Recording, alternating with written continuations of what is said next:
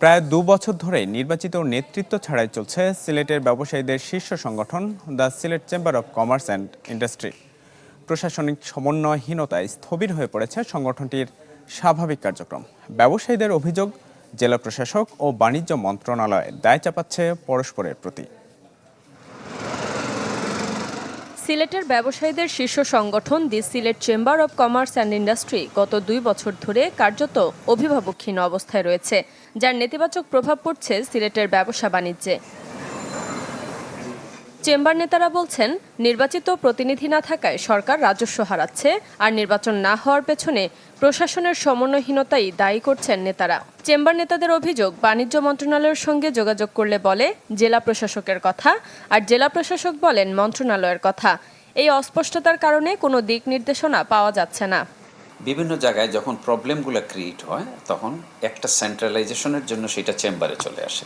চেম্বারে আসার পর চেম্বার বিভিন্ন ধরনের গভর্নমেন্টের যেগুলা বিভিন্ন উইংস আছে তাদের এবং বিদেশি যারা আছেন তাদের সাথে একটা আমরা বার্গেইনার হিসেবে কাজ করার সুযোগ থাকে।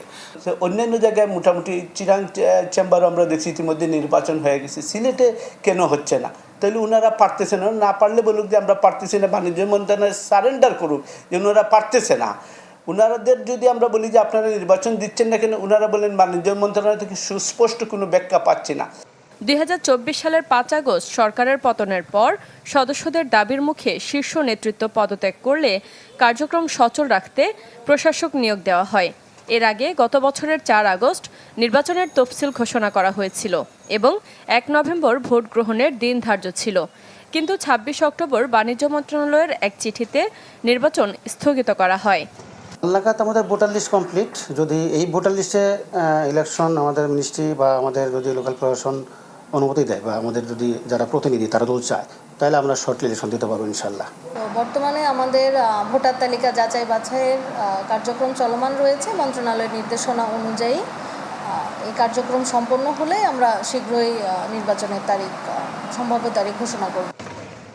উচ্চ আদালত থেকে মন্ত্রণালয়ের স্থগিতাদেশ প্রত্যাহার করে দ্রুত নির্বাচন শেষ করার নির্দেশ দেওয়া হলেও দীর্ঘ ৭ মাসেও সেই আদেশ বাস্তবায়নের কোনো লক্ষণ নেই। আমলাতান্ত্রিক জটিলতায় ঝুলে আছে পুরো প্রক্রিয়া।